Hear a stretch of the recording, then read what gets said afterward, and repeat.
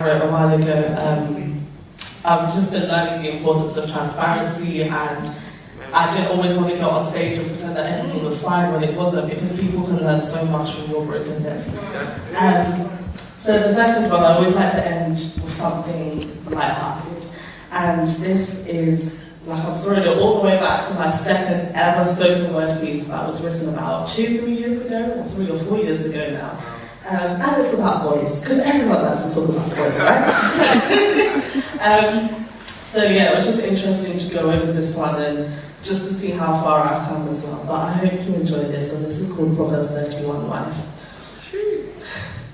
So there was this guy, and we were friends, we were good friends. Let me sum up our friendship for you.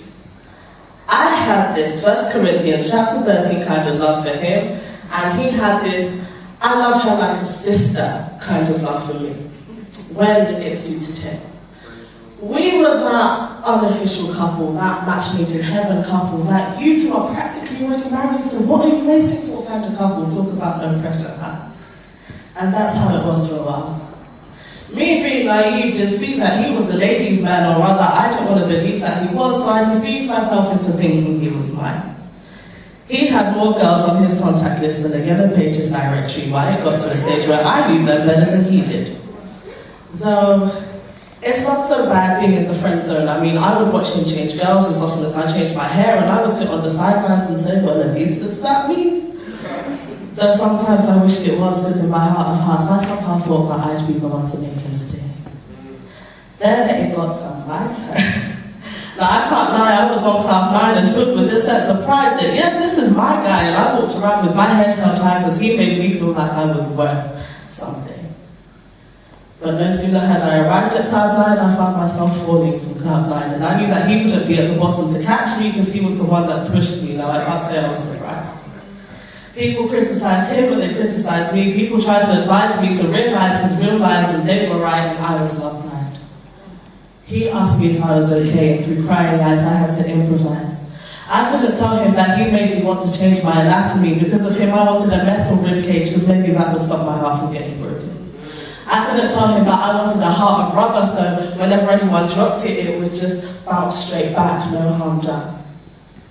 Now, I'm not on Tanisa's wave, so when I'm down on my knees, it's because I'm praying, and on this particular night, I got down on my knees and cried to the Lord.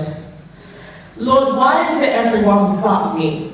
When I'm thinking about him, why isn't he thinking about me? I talk to other people about him. Why doesn't he talk to other people about me? And Abba cried, it is not, love is not about you, it's about me. You don't need him now because you've got me. If any guy wants to get to you, he needs to get to me first. And that's when the penny dropped, and I asked my 16-year-old self, honey, what's the rush? Chasing someone who's chasing someone else when you should be chasing God. Waiting for someone who's waiting for someone else when you should be waiting on the Lord, waiting in his presence, waiting for the day I say I do, waiting to become that mother of many nations, waiting to become that Proverbs 31 wife.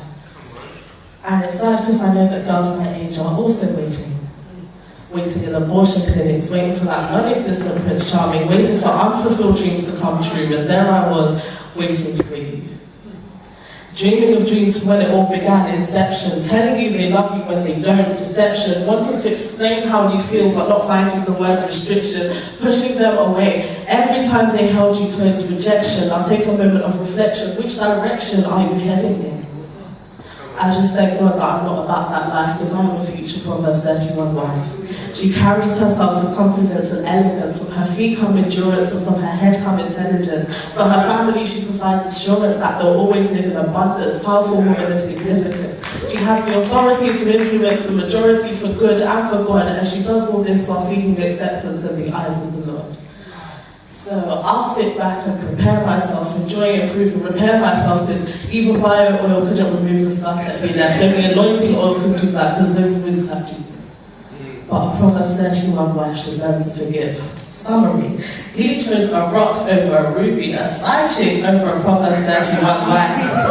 And then he went MIA, missing in action, so she did the same. Then it will be him that's waiting, hoping she'll return.